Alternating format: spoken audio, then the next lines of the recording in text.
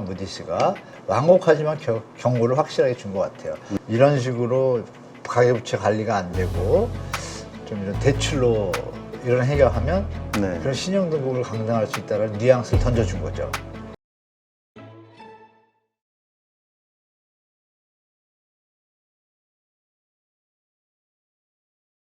네, 오늘 모신 분은 한문도 교수님이십니다. 안녕하세요. 네, 안녕하세요. 네, 오랜만에 뵙는데요. 네네. 지금의 부동산 시장 상황 어떻게 보시는지 궁금합니다. 지금 뉴스에서는 또 많은 분들이 부동산 가격이 많이 상승을 했다. 그래서 지금 못 산 것에 대해서 어떻게 해야 되나 지금 시점에서 여러 가지로 좀 고민을 하는데 현재 시장 상황 어떻게 보시나요?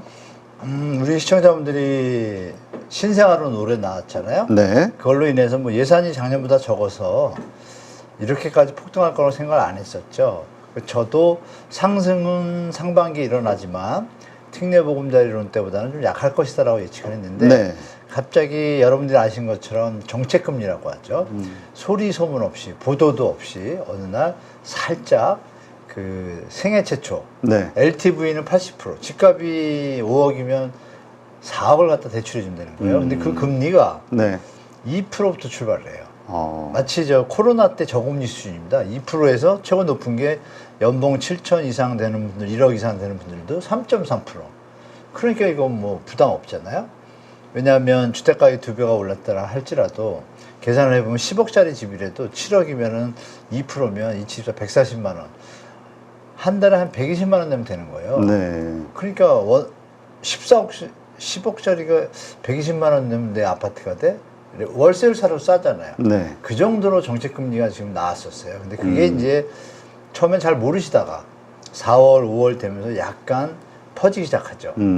그러고서 여러분들이 아시는 스트레스 DSR 이게 이제 적용이 된다라고 기사가 나왔잖아요. 나온 게 원래 7월 1일부터 시작될 건데 최상무 경제부총리가 새로 되고 나서 제대로 머리에 남는 건 그 정책밖에 없어요. 연기한 거. 뜬금없이 생뚱맞게. 근데 그게 신호가 이제 잘못 들어갔죠. 시장에 어떻게? 그러면 금리가 오르니까 오르기 전에 사자라는 이쪽에 지금 편중돼가지고 쫙 붙었어요. 7월에. 네. 8월도 붙다가 좀 중저가? 이쪽에 이제 마지막까지 몰렸고 8월 초순부터 손님이 좀 줄기 시작했습니다. 현장에서. 네. 그러니까 쉽게 말하면 상반기에 1, 2월에 살짝 오르던 것이 3, 4, 5, 6, 7월 불타올랐고 그리고 언론에서도 뭐 아시는 바와 같이 뭐 불장에 대해서 막 얘기가 나왔고 그리고 공급 부족도 또 이렇게 공포 마케팅이 좀 나왔잖아요. 확실하게 증명되지 않았지만 네. 이런 게 겹치면서 일반 전세입자나 이런 분들 입장에서 어떤 생각이 들까요? 아니 머리가 아픈 거예요. 이미 2020년, 21년, 22년 한 3, 4년을 갖다 시달렸는데 또 조정되는가 싶더니 또 올라 막 말이 많고 언론은 뭐 이런 것들이 막 거의 뭐 도배되다시피 하니까 순간적으로 계산해 보니까 저렴하잖아요. 지금 말씀드린 것처럼. 그러니까 그분들이 이제 이렇게 계속 붙으니까 가격이 2022년 고점까지 올라가는 일들이 지금 벌어졌죠. 네. 강남, 서초, 마영서 이쪽은 좀 올라갔는데 나머지는 좀 반응이 없었어요. 아이러니한 건데 보도는 반응이 없는 것들은 별로 안 나오고 올라간 것만 주로 해서 나오니까 지방과 6대 광역시는 별로 회복 못했습니다. 못했고 서울에서 25개구가 있잖아요. 25개구 중에 여러분들이 아실 게 마용성하고 강남 4구 그 최근에 동작구하고 양천구가 조금 양천구는 이제 목동 재건축이 좀 이슈가 돼가지고 좀 매수가 붙었어요. 네. 그러니까 요 8개구는 좀 강세를 보였어요. 네. 그러면 나머지 25개구 중에 뺀 나머지 25개구 빼면 17개 남잖아요. 네. 여기는 크게 반응이 없었어요. 다만 최근에 서대문이 조금 저평가됐다. 입지에 비해서 조금 붙었는데 이런 불장이 8월 초부터 매수세가 조금 줄기 시작합니다.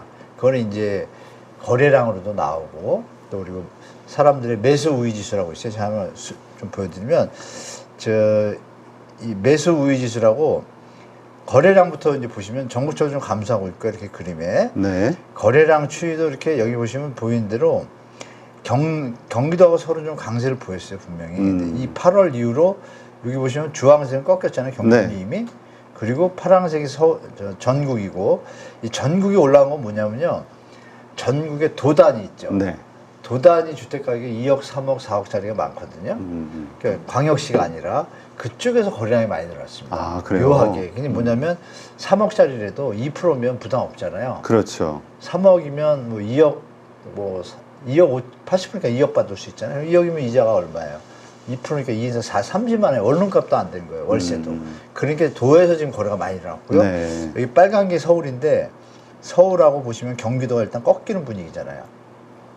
이게 이제 이어지고 있는 형태입니다, 지금. 네. 그런데 인천은 아직 버티고 있어요. 왜냐면 인천은 그동안 장리를 많이 내렸거든요. 네. 워낙 저평가됐기 때문에 우리가 풍선 효과가 순차적으로 일어나잖아요. 서울이 막 올라가니 같이 따라가고 있는데 내리는데 따라가려면 좀 시간이 필요하죠. 그래서 인천도 아마 다음 달 정도면 좀 같이 보이지 않을까. 오랜만에 제대로 꺾이는 모습이거든요.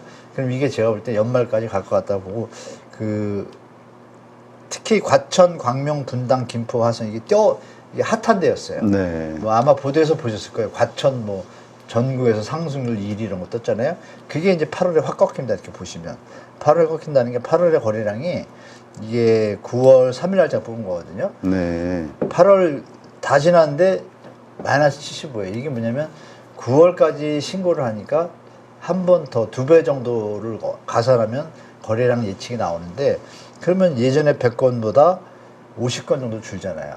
그러면 거래량이 준다는 얘기는 뭐예요? 매수세가 줄었다는 얘기죠. 왜? 가격이 여기 너무 올랐으니까. 그런 곳들이 우리가 보도에서 봤던 지금 뒤늦게 기사를 쓰는 분들이 많아요.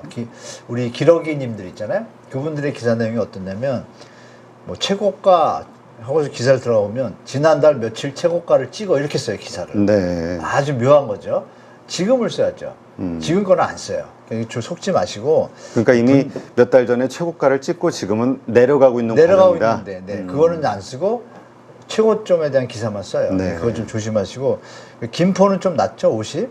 그리고 세종시가 좀 양호합니다. 보시면 세종시는 왜 그럴까요? 워낙 많이 내려갔었잖아요. 작년에 네. 전국 하락률 최고였거든요. 최대니까 어느 정도 이제 바닥을 다졌다고 저는 개인적으로 봅니다. 그래서 이렇게 거래량이 지역별로 차별화가 많은데 매수 심리가 여기 있습니다. 매수 심리도 보시면 여기 빨간 게 이제 전국인데 빨간 거 보시면 여기 살짝 내려가잖아요. 네. 이게 지금 2주째 좀 이어지고 있습니다. 여기도 좀 꺾이고 있죠? 매수 주시가 쭉 올라가다 꺾였는데 이게 한 번 더 이어지면 이번 달까지 그리고 추석이 꼈잖아요. 그러면 추석 밥상에서 아마 지금이라도 집사가 저번 달까지 된 거예요. 왜? 스트레스 DSR 금리가 적용이 안 돼서 좀 싸다고 생각했으니까. 지금 그게 아니잖아요. 그러면 금리가 좀 올랐네, 더 오른다. 집값 이런 이제 관망세로 들어가는 얘기들이 밥상에서 나올 거란 말이에요. 그래서 이 분위기 좀 이어질 것 같고 이 하나 더 가보면 하나가 더 없네요. 제가 서울까지 나오려는데 서울은 2주 연속 지금 매수 우위 지수가 감소하고 있습니다. 그래서 이게 지금 1월부터 중에 최초의 일이거든요, 지금. 그러니까 이게 이어질 것인가 안 이어질까는 여러분들은 이제 잘 모르시겠지만 제가 오랫동안 해본 경험으로 이거는 이어질 것이다. 왜냐하면 아까 말씀드린 스트레스 DSR이 네. 적용하는 게 9월이잖아요. 네네. 그러니까 이 분위기는 이어질 것이고 더 중요한 건 뭐냐면 2개월을 연기한 바람에 9, 10, 11, 12, 4달만 지나면 내년부터는 스트레스 DSR을 100% 적용해요. 네. 그럼 금리가 또 더 올라가는 거예요. 이걸 계산하시면 금리 인하가 만약에 0.5가 된다 하더라도 가산 스트레스 DSR 가산금리를 1.5를 넣으면 1.5 빼기 0.5는 1이잖아요. 1%가 도리어 올라가는 효과가 있기 때문에 지금처럼 가계부채를 좌시하지는 않는 어떤 정부의 모습이 나올 수밖에 없는 환경이다. 그래서 지금부터는 좀 관망하셔도 좀 되지 않을까라고 좀 말씀드리고 싶네요. 네. 지금 드리고 싶었던 질문이 이제 지금 서울, 특히 서울 쪽에 집값이 많이 오르고 있다. 많이 강남 오르죠. 쪽이 뭐 많이 급등을 했다. 뭐 이런 뉴스들이 많이 나오던데요. 네, 급등을 했는데 우리가 정확히 볼 건 많이 올랐다 그러면은 2022년도에 최고점이라는 게 있잖아요. 네네. 그거에 비교해서 말씀드리면 만약에 서울에 100개 단지가 있다고 하면요. 한 4개 단지만 올랐습니다. 쉽게 말하면. 근데 보도에는 그게 다 나오는 거예요. 그러니까 여러분들이 좀 조심하실 때인 거죠. 왜? 이번에 정책금리까지 넣어줬는데도 전고점을 뚫기가 어렵거나 그리고 말씀드린 서초 강남 이 4구가 있잖아요. 갑자기 거래가 끊기고 있습니다, 지금. 그래요? 네, 거래량이 거의 아까 보여드렸던 경기도 일대 팍 꺾이는 것처럼 확 죽었어요. 아. 강남구만 좀 아직도 강세를 보이고 있더라고요. 그래서 그 부분이 좀 이어질 가능성이 좀 높다. 그래서 지금 마지막 요새 매입에 들어간 분들 중에 대부분이 갈아타기 하고 네. 그리고 여러분들 아시는 전문직 종사자분들 있잖아요. 열심히 일만 하시는 분들 있잖아요. 네. 부동산이 어떻게 되든. 이분들이 돈은 10억, 15억이 있는데 집값이 25억인 동네에 살아요. 그러니까 그냥 전세 사는 거예요. 살다 보니까 요번에 또다시 막 이러니까 사람이 한 번 한 게 두 번째 오면 쳐다보게 되잖아요. 그렇죠. 한 번 부를 때는 소리가 안 들릴 수도 있지만 두 번 부르면 들리잖아요. 이분들이 제가 요새 상당히 많이 들은 거예요. 그러니까 이 요번에 실소유자는 극명하게 다른 게 뭐냐. 갈아타기 수요하고 그 다음에 그동안 전문직에서 여유가 있는, 살 수 있음에도 여유가 있는 분들, 여유가 없는 분들이 약간 요번 이 붐에 흔들렸어요. 그분들이 사례를 하나 말씀드리면 약사 한 분이 자기 돈이 7억이에요. 졸업한 지 얼마 안 돼서 30대 초반인데 7억이면 잘 모았죠. 7억인데 집값이 20억이에요. 그거 들어갑니다. 대출하고 모자르잖아요. 전세 끼고 해도 모자라요. 대출이 안 나오거든요. 40% 50%니까. 그러면 한 2억인가 모자랐나 봐요. 20억짜리가. 근데 그거를 제2금융위가 그 6, 7%짜리를 받아가지고 메꿔요. 정상적인 건 아니죠. 이런 매입이 좀 꽤 많았다. 그리고 나머지 부분은 어떤 부분이냐면 뭐 노도강이라든지 금천 관악 이쪽에 좀 약간 저렴하잖아요. 네. 저렴한 곳에 대출을 받아서 실거주자가 이사하기 힘든 분들, 특히 뭐 초등학생 애들이나 있거나 이러면 정착하고 싶잖아요. 하도 시끄러우니까. 그런 분들이 이번에 마지막으로 아까 말씀드린 정책금리 그걸 활용해가지고 집을 마련한 게 이제 6, 7, 8월의 시장이다 이렇게 보시면 되겠습니다. 네. 지금 말씀하신 대로 이런 뉴스들이 나오고 또 막 집을 사는 분들이 주변에 생기다 보니까 네. 더 떨어질 거를 기대하고 사지 않았던 분들이 지금 이제 후회를 하고 있다. 그래서 지금이라도 사야 될까 막 고민을 많이 한다고 하는데 말씀하신 대로 지금은 관망해야 될 때다. 후회할 때가 지났죠. 이미 지났다. 네네, 그건. 그리고 여러분들이 아쉽게 우리가 둔촌주공 더듬어 볼게요. 여러분, 지금 집값이 정상인가요? 대표님은 어떻게 보세요? 지금 뭐 우리 그 소득 수준에 비해서는 높죠. 상당하죠. 그러면 우리 기억 더듬으시면 시청자분도 아시겠지만 둔촌주공 때 어땠어요? 다 미분양 날 거라고 다 국민들 알고 있었잖아요. 그걸 어떻게 살렸어요? 투기판 벌렸잖아요. 쉽게 그냥 집 사서 팔 수 있게끔 하겠다고 했는데 법이 안 바뀐 바람에 난리가 났잖아요. 그래서 실거주 유예 만들었잖아요. 이게 무슨 쇼예요. 그것 때문에 둔촌주공이 버텼잖아요. 이번에는 뭐예요? 특례보금자리는 퍼부어가지고 또 올려놨잖아요. 그다음에 또 뭐예요? 이게 대출 정책 금리 갖고 시장을 자꾸 떠받쳤잖아요. 빚내라, 빚내라, 빚내서 집 사라 투죠. 박근혜 정부에. 저는 그렇게 봐요. 그럼 빚이 뒤에서 사줄 사람이 있어야 이게 이어지잖아요. 그렇죠. 그럼 여러분들이 아시는 것처럼 요즘 경제 상황이 좋나요? 아니거든요. 이거는 더 빚내서 사기 힘든 가격 수준까지 가면 멈추게 돼 있어요. 그게 이제 지금 멈춘 거고 또 다시. 그러니까 계속 올라가니까 더 올라갈 거라고 하는 사람은 누굴까요? 전 국민 2,350만 가구 중에 다주택자 350만이에요. 아, 그래요? 그러면 1주택자 1,000만하고 무주택자 900만하고 나머지 법인 거거든요. 1,900만 이분들은 집값 오르는 거 그렇게 바라지 않아요. 물론 영끌에서 한 분들 올라가길 바라겠지만 정상적인 사람들은 오르는 거에 의미를 두질 않아요. 그냥 거주용으로 들어왔단 말이에요. 네. 그럼 350만이 지금 몇 프로예요, 국민의? 10에서 15%밖에 안 돼요. 모든 정책이나 기사나 이런 내용이 350만을 위해서 쓰고 있잖아요. 그리고 국가의 미래가 어떻게 돼요? 저출산이 심각하다는 거 아는데 그 원인이 집값이라는 거 다 알잖아요. 이게 뭐 하는 거예요? 그리고 건설사 살린다고 나라 돈 다 퍼붓고 있고 자영업자들은 힘든데 이게 뭔가 이상하잖아요. 안 맞잖아요. 그래서 최근에 예전에도 나와서 제가 말씀드렸지만 경고 많이 나왔잖아요. IMF OECD 계속 나오잖아요. 그거에 대해서 한은 총재가 요즘 말씀하시는 톤이 세졌잖아요. 세진 이유가 뭐예요? 심각하거든요. 정부가 통화 정책을 갖다 억누르는데 그럼 재정 정책을 쓰지 말아야 되는데 금리를 올려야 되는데 못 올리고 가다가 환율 때문에 물가 고통 받고 있고. 네. 그럼 올려야 되는데 지금 미국이 내리니까 또 같이 내려와야 되는데 더 내리면 또 부동산이 또 투기판이 되겠고.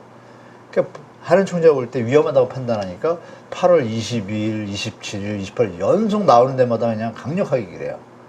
그 왜 그럴까요, 갑자기 그분이? 그동안은 이제 협조해서 국가 경제를 위해서 가려고 했는데 정부의 정책 금리가 너무 문제가 있다라고 대놓고 또 얘기하잖아요.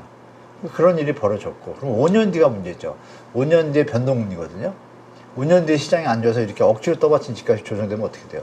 더 큰 일이 벌어질 수도 있어요. 네. 그래서 이거는 누구나 알고 있기 때문에 이 무디스가 또 신용연구를 얼마 전에 냈잖아요. 한국 가계부채가 조금 더 이렇게 되면 신용 등급을 강등할 수도 있다라고 하자마자 뭐 전세 대출 뭐 이런 얘기 나오잖아요. 뭐 쪼인다 이런 거. 가만히 그런 그림을 보세요. 해외에서도 문제가 있다고 보는 거잖아요. 그럼 우리가 무슨 정상적인 가격이에요 이게? 아니란 얘기예요. 지금 물어보신 말씀에 대해서는 답변이 이게 정상적인 가격 수준이 아니다. 특히 서울은.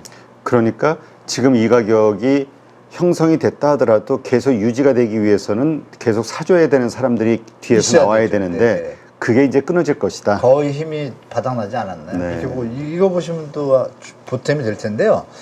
이게 저 ABC 리포트라고 BC 카드사에서 네. 매달 발표를 해요. 우리나라 이제 BC 카드가 그래도 제일 많잖아요. 네, 소유자 네. 수가. 여기 보시면은 전년 동월 대비 요것만 보시면 되는데 마이너스 5.4%예요. 다 하락이에요. 여기 교통만 0.1% 상승하고 다 하락이에요. 펫 문화는 마이너스 13%. 이게 지금 요번 달만의 일이 아니라 올해 거의 이래요. 그럼 왜 소비가 줄죠? 누구나 아는, 당연히 이 빚이 많으면 소비가 줄잖아요. 이자 갚아야 되니까. 그게 이제 문제점이 도달하는 어떤 임계점에 왔다고 보는 거예요. 하늘 총리도 네. 보고 있고, 저는 예전부터 보고 있고, 더 이상 이렇게 가다가는 더 큰 문제가 생길 수 있다는 소지를 충분히 안고 있으니까, 이제는 더 이상 집값으로 우리 경제 자체를, 시스템을 망가뜨리는 역풍이 불 수도 있다고 봐요, 저는.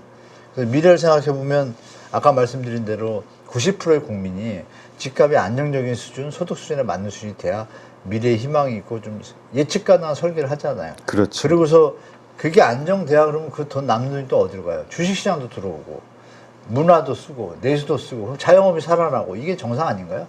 이런 부분이 또 산업활동 동향이 8월 말에 발표됐거든요.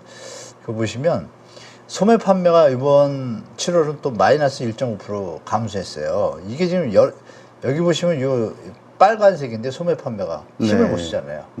증가를 안 해요. 네. 계속 마이너스에서 헤어나지 못하고 있거든요. 그래서 지금 7개월째 이게 만약에 꺾여서 쭉 내려가면 제가 우측에 써놓은 것처럼 이 모두 감소한 거, 준내구재, 빈내구재, 내구재 다 세 개가 동시에 감소한 게 1년 만에 처음이에요. 그럼 뭔가 좀 이상하죠?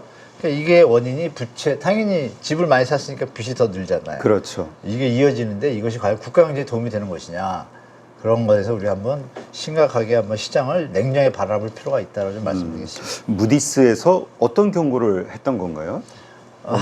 이렇게 한국 신용의 상태에 대해서, 국가 재정 운영 상태에 네. 대해서 우리가 뭐 외교, 뭐 산업 다 있잖아요. 네네. 가계부채에 대해서 좀 지적을 한 거예요. 아, 가계부채에 대해서 좀 뭐랄까요, 좀 임계점에 대한 부분을 지적하면서 이런 식으로 가계부채 관리가 안 되고 좀 이런 대출로 이런 해결하면 아슬아슬하니까 불안하잖아요. 네. 그런 신용등급을 강등할 수 있다는 뉘앙스를 던져준 거죠.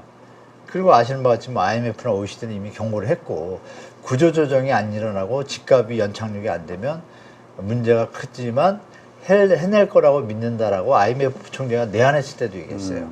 대놓고. 네. 근데 그거를 역으로 지금 미스매치 정책이 났잖아요. 정부가 막, 여러분 이자가 저렴하면 2%면 생각해보세요. 기준금리가 3.5%인데 어떻게 2% 대출할 수가 있죠? 정부가 나머지 그 차액을 갖다가 이자를 대신 내주는 게 있습니다. 그게 2차 보전에서 이자 차액 보전 개정이라고가 네. 있는데, 그거를 지금 내 집 마련에 도움을 준다는 명분을 줬지만 그게 누구 돈이에요? 우리 세금이잖아요. 세금 갖고 집값을 지금 올리고 있는 게 누굴 위한 거죠? 이게 네. 묘한 거예요. 그래서 이런 부분이 전 세계 그 금융 계통에 있는 사람들이 그 시스템을 모르겠어요? 그렇죠. 그럼 재정에 적자가 나는 상황에서 1조를 갖다 또 여기서 부채를 지원하고, 이건 버블이다라고 판단될 수 있잖아요. 네. 그래서 아마 무디스가 다시 한번 경고를 확실하게 준 것 같아요. 네. 그러자마자 전세 대출 뭐 줄이고 나오고 이런 거 나오잖아요. 네. 여러분 생각하시기에 유주택자 전세 대출을 없애겠다 그랬는데 그 말 자체가 웃기잖아요. 그거하고도 안 맞잖아요. 유주택자를 왜 전세 대출해 주죠? 집이 있는데 희한한 걸 만들어 가지고 그러니까 이런 것들이 뭐 세계 사람들이 볼 때도 이건 좀 한국이 과다하다라고 판단한 것 같습니다. 네. 아무래도 이러한 것들이 말씀하신 대로 건설 이쪽에 네, 대한 지원, 건설사들이 좀 여러 가지로 PF니 뭐니 해가지고 어려우니 이쪽을 좀 측면 지원해주는 어떤 효과가 있다 이렇게 보시는 거군요.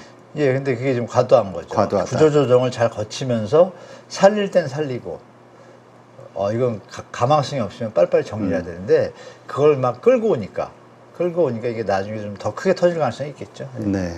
자, 그렇다면, 앞으로 1, 2년 네. 이 부동산 시장은 어떤 식으로 흘러갈 거라고 전망하시나요? 1, 2년 정말 위험한 시장이라고 좀 말씀드리겠습니다. 제 개인적으로. 아, 그래요? 제가 그림 하나 보여드릴게요. 네. 미국 현지 이미 경기 침체 중이다라고 썼잖아요. 네네. 대선 변수가 지표를 좋게, 뒤에 말은 뭐냐, 좋게 트릭을 쓰고 있다. 마사지하고 있다, 지표를. 네. 제가 한 말이 아니고 미국의 전문가들도 얘기하고 있고 우리나라의 전문가들도 좀 파악하신 분들이 그런 의견을 제시하는 분들이 꽤 계세요, 지금. 제가 좀 한 20일 미국 갔다 왔거든요. 아, 그러세요? 거기 현지 사정은요. 네. 우리가 이 지표로 받아보는 뉴스나 이거보다 더 심각하더라고요. 아, 예를 들면 그 변호사, 네. 공인중개사, 거기는 모기지 랜드라고 해서 대출을 전업으로 하는 사람들이 네. 있어요. 은행이 아닌데 은행의 일을 다 위탁을 받아가지고 거기 뭐 자격증까지 있나 봐요. 네. 우리나라 대출 상담사 수준을 넘어서는 그 사람 다 공유하는 말이 세무사까지 제가 각종 업종에 계신 분들 다 만났거든요. 세무사 뭐 다 어떤 사람 70%, 어떤 사람 75%, 많은 사람 80%까지 하던 일이 줄었대요. 네. 이 뉴스에 안 나와요. 그런데 지표는 좋게 나와서 자기들도 너무 이상하게 생각한다는 거예요. 그럼 세무사분의 얘기가 보면 여러 가지 기업체나 뭐 식당 큰데 이런 것들을 다 해주고 있는데 식당이 10개가 있으면 잘 되는데 우리나라 보면 왜 식당 가면 바글바글 되는 데 있잖아요. 아직도? 그렇죠. 잘 되는 데는 10개 중에 2-3개고 나머지 7개는 매출이 거의 60-70%로 다운됐다는 거예요. 네. 그럼 뭐가 안 좋은 거잖아요. 그러니까 이런 부분을 볼 때 좀 안 좋을 거다라고 다 예측을 하고 있다고 시민들은. 근데 제가 이런 얘기 질문했죠. 해리스하고 트럼프하고 대통령이 누가 되면 더 경제에 도움이 되냐 그랬더니 답이 다 희한합니다. 누가 돼도 뚜껑은 열릴 거다 이런 표현을 쓰더라고요. 그게 무슨 말이냐. 누가 돼도 이건 다 꺼진다고 대선 때문에 지금 받치고 있다고 다 알고 있다 이런 식이에요. 그러니까 마치 우리나라가 현재 우리나라 주택 가격이 정부가 떠받쳐서 유지가 되는 거를 아는 것처럼 네. 거기도 다 그렇게 인식이 돼 있는 거예요. 그럼 그건 사람들의 얘기고. 제가 그림 여기 보여드린 걸 보시면 이게 뭐 대표님도 잘 아시잖아요. 장단기 금리가 역전되고 나면 6개월에서 그렇죠. 1년 반 사이에 경기 침체. 위기 침체 둔화 중에 하나가 나타나잖아요. 그럼 여기 보시면 지금 여기 지점이거든요. 그러면 요 마이너스 되고 나서 올라가려고 하면 딱 바로 붙거나 조금 텀을 두고 생기잖아요, 위기가. 그럼 여기 보시면 이 빨간 게 2년물하고 그 금리 역전한 거거든요. 이게 올라왔어요. 얘가 지금 올라왔잖아요. 네. 그리고 3개월물은 아직 안 올랐어요. 이 두 개가 같이 치고 올라가는 시점에 이 경제 위기 침체 둔화의 시기가 올 거라고 다 알고 있잖아요. 네. 역사는 그렇게 돼왔고. 그러면 제가 지금 드린 말씀 현지 사정과 그 뭐 LA나 뭐 맨하탄의 그 공실 뉴스도 많이 접하셨잖아요. 상업용. 그럼 얘가 올라오는 시점이 되면 어떤 일이 벌어질 수 있다라는 예측을 할 수가 있잖아요, 우리가. 네. 그럼 미국이 안 좋으면 우리는 혼자 좋은 적은 없었거든요. 같이 따라가잖아요. 근데 그걸 한번 생각해 보시라, 시나리오에. 그걸 가지시고 부동산도 조금 보수적으로 자산가를 들어가셔야 되고 또 주식도 마찬가지로 저는 개인적으로 봅니다. 그래서 이 경제 위기 침체 둔화 중에 하나의 형태로 무조건 오긴 온다. 그 시간 동안은 부동산이든 모든 자산들이 약간 어려운 시기가 될 거다라고 보고 있습니다. 네. 자, 이제 9월 달이 됐는데요. FOMC에서 이제 0.25냐, 0.5냐 네. 금리 인하 하는 거는 이제 기정사실인 것 같아요. 포기 문제지. 네, 맞습니다. 어떻습니까? 이렇게 됐을 때 부동산 시장은 어떤 반응을 보일까? 많은 분들이 오히려 이게 상승하게 되는 또 이유가 되지 않을까 걱정하시기도 하길래요. 걱정하시는 분들이 계신데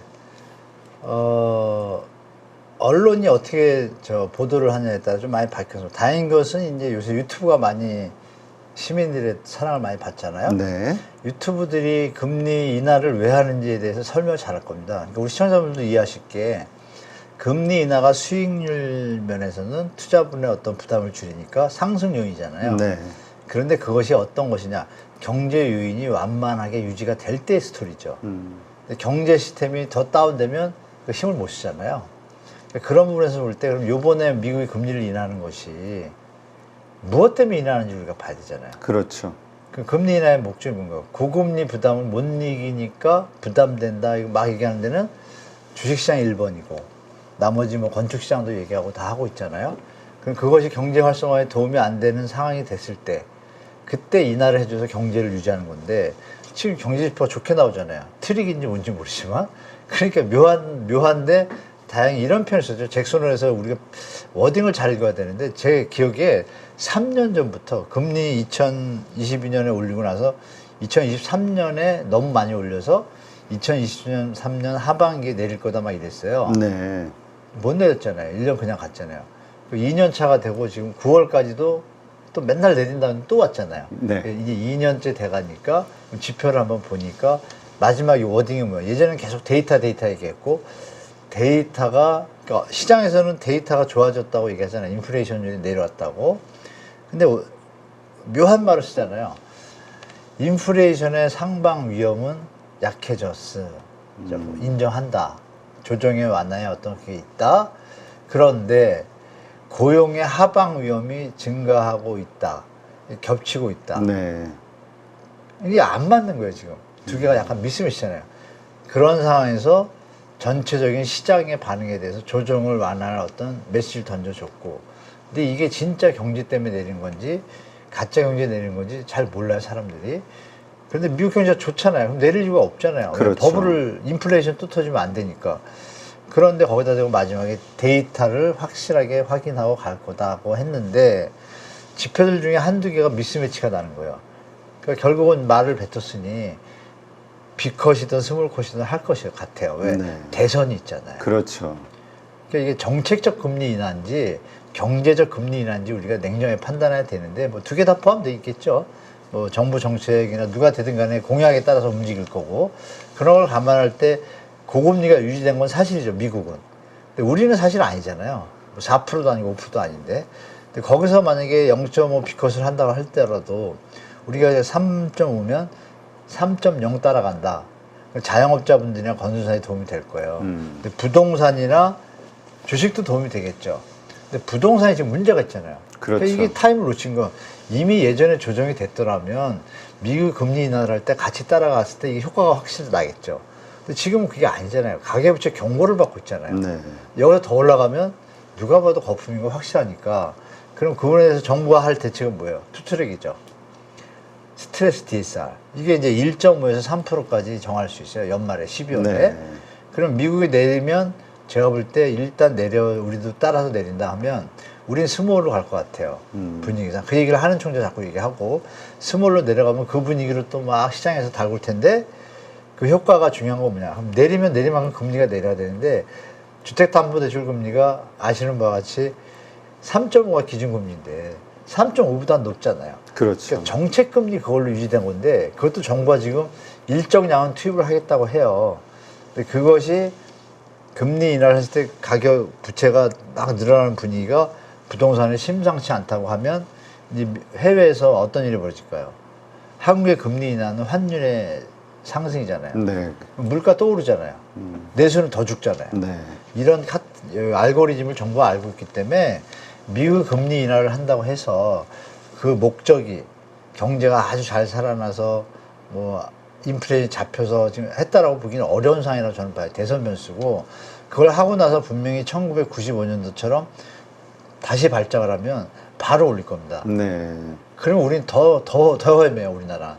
이런 부분을 생각하시고 제가 볼 땐 금리 인하하고 인플레이션 상황, 대선 결과 이런 거 보고 나서 한 10월 달에 만약에 한다 그래도 두세 달은 기다려보는 게 나을 것 같습니다. 일단 반짝이지만 그 다음에 어떻게 될지가 되게 아이러니한데 MB 때도 2%였습니다. 네. 여러분 나이 들으면서 여러분 MB 때도 2%였어요. 기준금리가. 네. 그런데 부동산 가격이 내려갔습니다. 여기까지 말씀드려도 이게 금리 인하가 전부가 아니다라는 거를 좀 인지하시고 대처하시는 게 좋을 것 같아요. 네.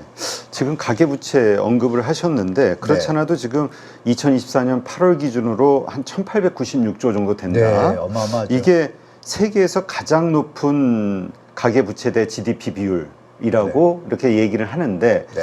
어떻습니까? 이러한 가계부채 문제가 중장기적으로 우리 부동산 시장에 미칠 영향 어떻게 봐야 될까요? 어떤 분은 예전 뭐 10년, 20년 전부터 맨날 가계부채 얘기해왔지만 문제없이 계속 이렇게 올라오지 않았냐라고 생각하시는 맞아요. 분도 있어요. 맞는 말씀이에요. 문제없이 왔는데 그 수준이 문제죠. 그전에는 가계부채 비율이 7, 80% 넘는 적도 없어요. GDP 대비? 네네. 최근에 와가지고 이 박근혜 정부 이후부터 급격하게 늘어가지고 지금 사상 최대는 뭐 계속 찍고 있고 작년에 조금 금리 인상할 때 약간 주춤해서 내려갔다 지금 다시 또 늘어나잖아요. 부동산 때문에.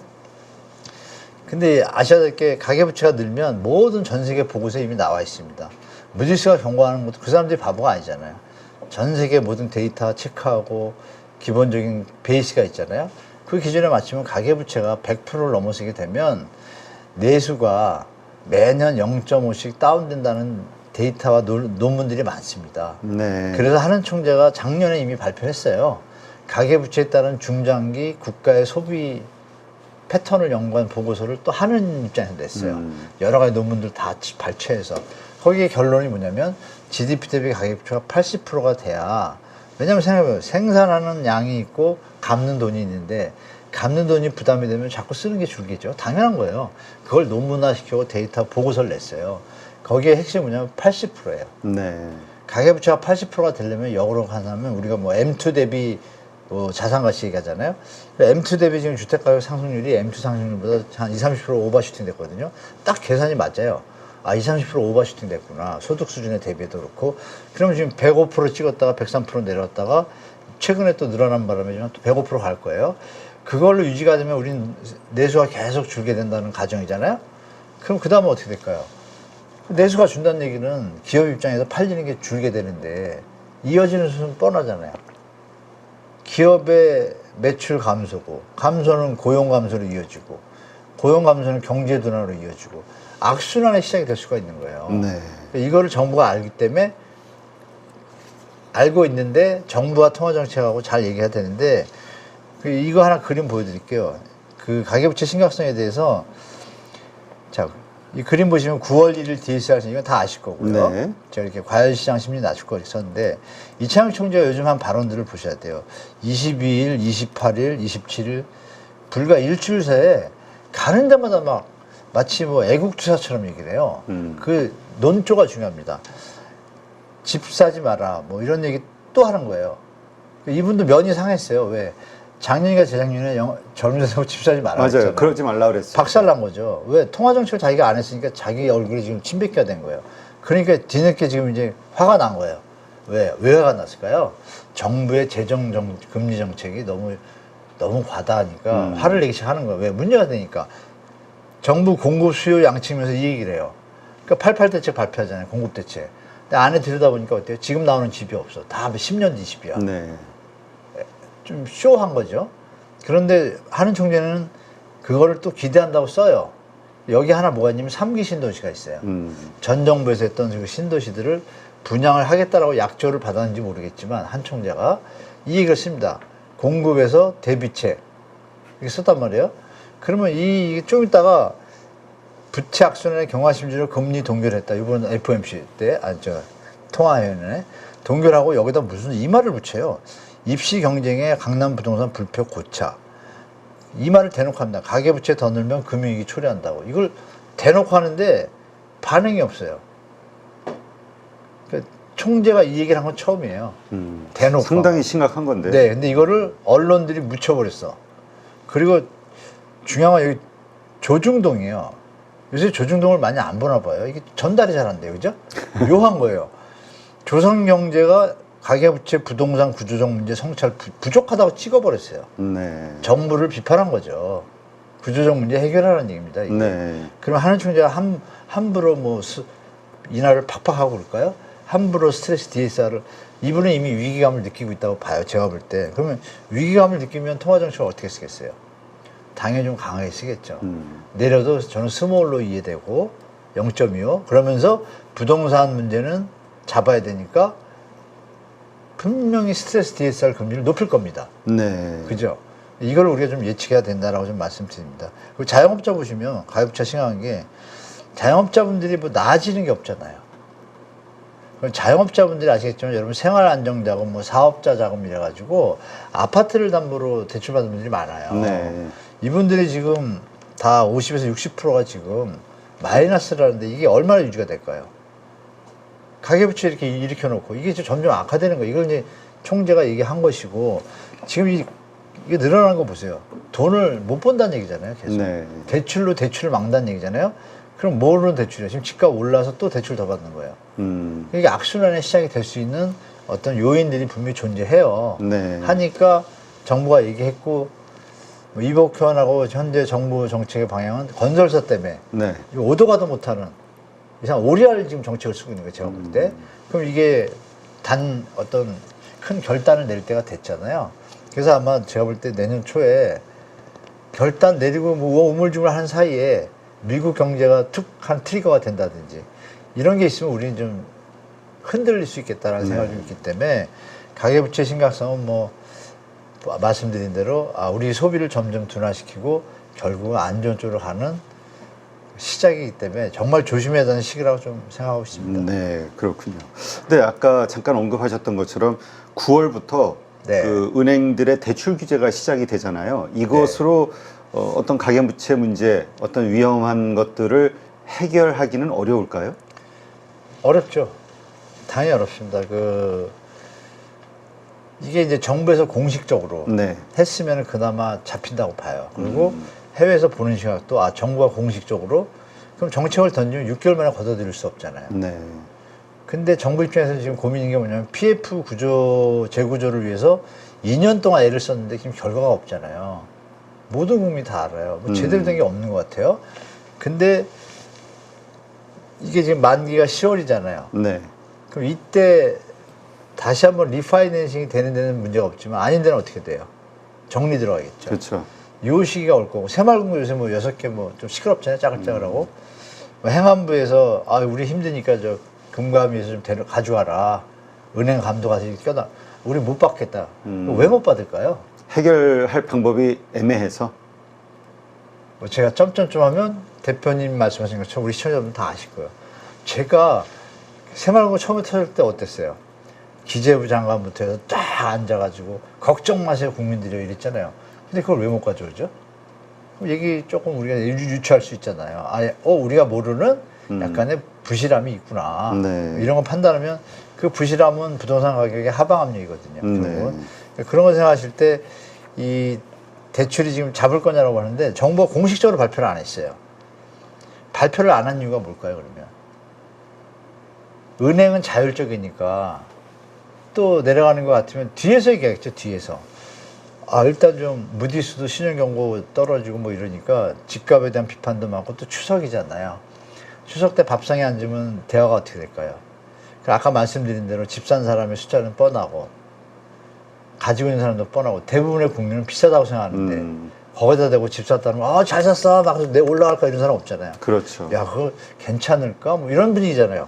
그리고 야 이거 뭐 이러는데 가계부채 문제가 얘기 나오는데 추석밥상에서 어떻게 돼요? 비판을 받잖아요. 네. 국정 운영에 도움이 안 되니까 이거를 대놓고 공식적으로 하면 1, 2년 가게 되면 부동산에 문제가 생길 것 같고 대출이 안 된다 그러면. 그렇죠. 그러니까 대출이 없이는 조정받을 수가 없다는 거를 스스로 고백한 꼴이에요. 네. 그러니까 이거를 대놓고 못하니까 은행들한테 불러서 회의할 때 그랬겠죠. 좀 줄이세요. 좀 이게 가계부채 너무 심각하게 나온다. 그러니까 은행들이 알아서 지금 뭐 그런 말 있잖아요. 알아서 기인다고. 그러니까 알아서 조금씩 던져놨어요. 그러니까 뉴스 보도가 어떻게 나오면 우리은행 뭐뭐 실시 조건부 전세 무슨 은행도 따라 할 것. 정부가 한 얘기는 없어요. 네. 이게 약간의 국민 기만 트릭 같아요. 정부가 공식적으로 딱 해야지 앞으로 시장이 예측이 되는데 그렇게 하면 어떻게 돼요? 투자자는 어떻게 돼요? 제가 얘기한 거 다 이해하거든요. 뭐야 액션이구나. 약간 낮춰지면 나중에 다시 한번 튀겠구나. 풀어주면 그때 팔아야지 하고 또 집을 지금 안 팔 수도 있죠. 연착륙에 도움이 안 돼요. 주택 공급 발표했는데 지금 집이 나와요? 안 나오잖아요. 아마 3기 신도시를 하는 척 할 거예요. 네. 3기 신도시가 20몇만 원인데 그걸 빨리빨리 하면 되는데 안 하잖아요.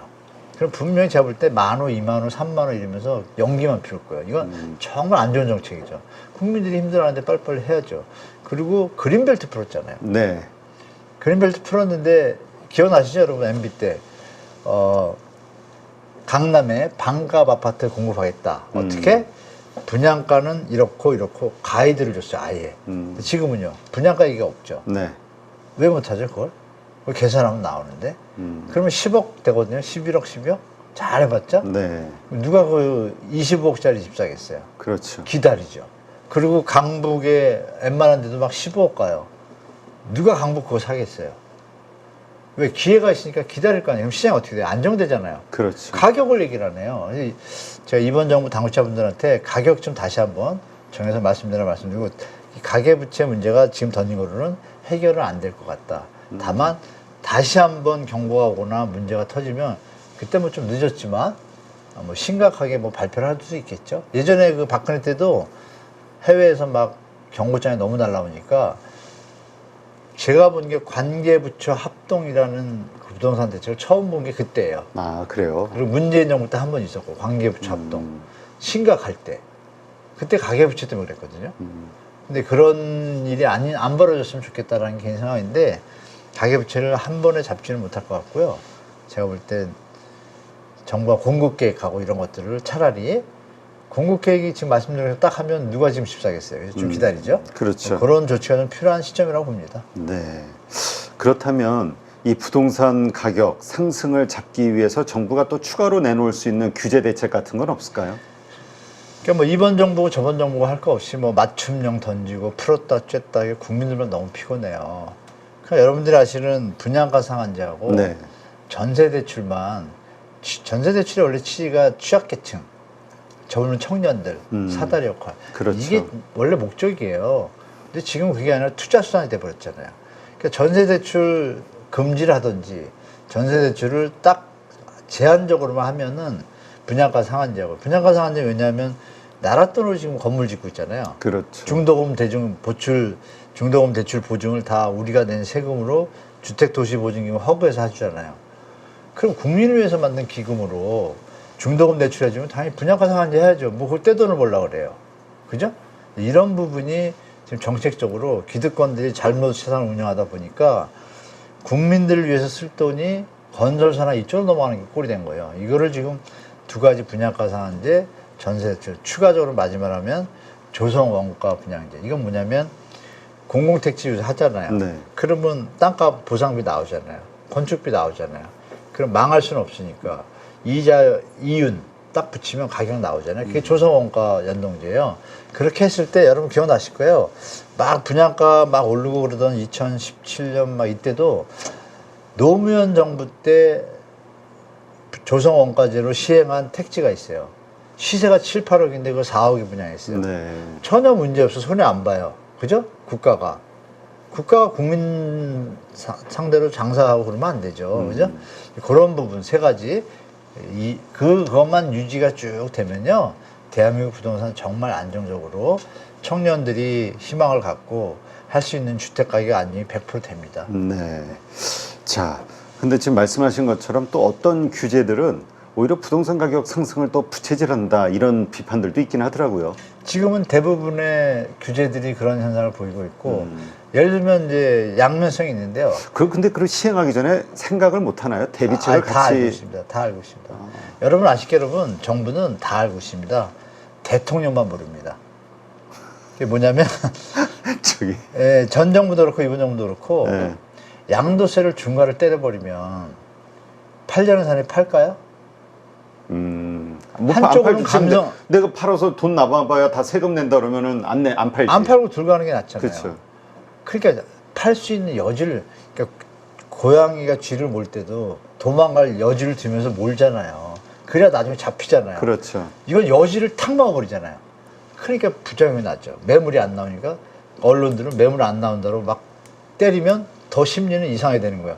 감성적으로는 뭐 돈 많이 번 사람들, 무주택자분들이 감성적으로 좋은 것 같지만 그게 아닌 거죠. 이런 정책도 1주택자, 2주택자 뭐 그분이 예를 들어서 뭐 오랫동안 가지고 있어요. 물론 제도는 있어요. 그런 부분들을 갖다 좀 조율? 서로 서로 안 다치게 해야 되는데 임대사업자 제도 뭐 그런 것도 그렇고 또 요번에 정부는 또 요번 정부도 똑같아요. 아니 둔촌주공 그렇게 망하는데 거기다 대고 지금 최근에 무슨 기사 나왔죠, 여러분? 둔촌주공 입주자들 어떻게 전세 대출한대. 이게 뭐 황당한 뉴스예요. 아니 뭐 몇 억씩 벌었다, 10억씩 벌었다, 뭐 이런 얘기들도 그 많이 얘기가 뜨고. 얼마 전에 막 떠돌더니 네. 갑자기 요새 뉴스가 뭐예요? 둔촌 요새가 얼마 전까지예요. 둔촌주공 입주자들 어떻게 발 동동 굴러? 왜 발을 굴르죠? 아 자기가 분양받았으면 들어가면 되잖아요. 네. 그 정부가 이번 정부가 뭐라 그랬어요? 이거는 집 사자마자 팔 수 있는 전매 제한을 풀어주겠다라고 말만 한 바람에 제도로 안 하고. 말만 하고 제도를 고치라는데 이 야당에서 볼 때 이건 너무 투기 서 있으니까 반대를 했잖아요. 그러니까 웃기는 일이 벌어지는 거예요, 대한민국에. 그러면 나 입주 어떻게 해? 근데 왜 분양받았어요? 투기판 맞는 거예요, 이번 정부가. 그래서 연일 장관이 뭐라 그랬어요? 투기 조짐이 있으면 제도를 좀 걷어들이겠다, 푼 걸 이랬잖아요. 그러니까 이번 정부 저번 정부 할 거 없이 빈틈을 줘가지고 투자 또 투기꾼들이 놀 수 있는 바닥을 만들어. 전세 사기 또 왜 일어났죠? 다 아시잖아요, 이제 국민 여러분. 그렇죠. 정부가 전세 대출 그렇게 100% 보증 안 했으면 사기 안 났어요. 그러니까 이게 다 정부만 빠지면 우리 국민들이 아름답게 주택시장이 될 텐데 그런 면이 좀 있어요. 그러니까 이게 시장에 의해서 저절로 시장 경제 체제로 돌아가게 해야 되는데 자꾸 맞아요. 여기에서 돌봐준다라는 명분으로 자꾸 개입하는 것 자체가 네네. 왜곡을 시키고 그게 더 큰 부작용으로 돌아온다. 계속 그래왔죠. 네. 네, 맞습니다. 그러니까 이거는 그만큼 뭐 이거는 그냥 뭐 현 정부나 과거 정부나 상관없이 다 뭔가 전문성이 좀 부족해서 그런 거 아니냐. 아니면 그렇진 시장의 않습니다. 어떤 환경을 잘 몰라서 그런 거 아니냐. 도대체 왜 그런 것이냐. 많은 분들이 의아해 할 것 같아요. 너무 잘 알고 있는데 정부 당국자 중에 일부분들은 잘 알아요. 그분들이 계속 계신데 이 기득권 카르텔들이 계속 압박을 줄 거 아니에요. 그러면 부동산 시장이 GDP 증가율에 큰 비중을 차지하는 건 다 아시거든요. 네. 그러니까 전 정부, 박근혜 정부 때까지만 해도 건설업만 돌아가고 부동산만 움직이면 GDP 성장률이 좋게 나오니까 정치하는 사람들이 국민을 보는 게 아니라 자기 업적 그쪽에 머리가 좀 많이 박혀 있어요. 공통적으로. 몇몇 분 빼고 뭐 노태우, 노씨 두 분이 괜찮은데 제가 부동산 정책적으로 볼 땐 노태우 노무현 정부가 그나마 좀 낫어요. 네. MB도 좀 낫어요. 그죠? 부동산 정책은 네. 좋았어요. 이게 여야의 차원이 아니에요. 근데 지금의 나머지 분들은 다 왔다 치기 하는 게 뭐냐면 기득권 카르텔의 어떤 수용이나 요구를 받아들여 자기랑 지적적으로 연관이 없거든요. 근데 뭐 들어보니 그럴듯 하거든요. 그냥 툭툭 그냥 오케이 하는 거예요. 근데 이쪽 분들은 뭐예요? 제안을 하거나 이런 분들은 이미 다 알고 있는 거예요, 시장을. 그러니까 그 속에서 이제 뭐 수익을 챙겨가는 분들도 있죠. 그런 걸 알고. 근데 이제는 유튜브가 발전돼가지고 저 같은 사람도 많이 얘기하고 막 하다 보니까 정부의 작전이 노출이 많이 됐어요. 그래서 지금 어떤 상태냐면 앞으로는 이렇게 시장을 갖다 말씀 주신 대로 정부가 왜곡하고 이런 게 함부로 못하는 시기가 올 거예요. 왜냐하면 너무 많이 알아버려가지고 비판 여론이 일어나기 직전이거든요. 정말로. 네. 대학생들이 그동안 많이 참아왔잖아요. 젊은이들이. 대학생이던 친구들이 지금 졸업을 했어요. 졸업해서 사회생활을 하는데 10년째 집값이 올라. 택도 없게. 그 사람들이 지금 쌓였을 거 아니에요. 그렇죠. 그 인구만 해도 몇백만이에요.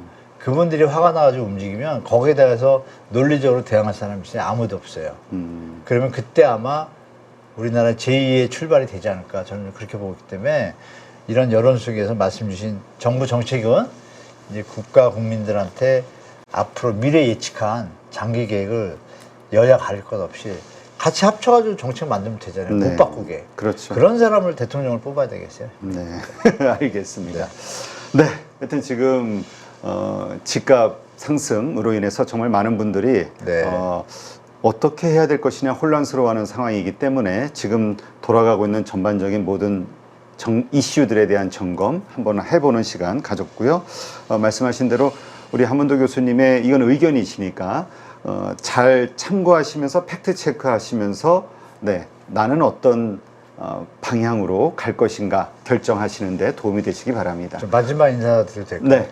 그 집을 사거나 사지 말까 고민하시는 분들한테 드리신 말씀은 자기의 어느 때건 상관없이요. 자기 소득의 30% 선에서 대출금과 원리금을 갚을 수 있다면 그건 아무 때나 사도 됩니다. 근데 지금 시점에서 그런 분들이 거의 없지 않나요? 계산해 보셔가지고 혹시라도 있다라면 뭐 지방 같은 데는 계산 나오거든요. 그렇죠. 지방은 또 그렇긴 해요. 아무 때나 사셔도 그거는 이제 물가상이랑 맞기 때문에 큰 손해 안 보시니까 그렇게 사시고 물이 되면 조심하시라고 말씀드리겠습니다. 네, 알겠습니다. 자, 오늘 좋은 인사이트 함께 해주신 한문도 교수님 고맙습니다. 네, 고맙습니다.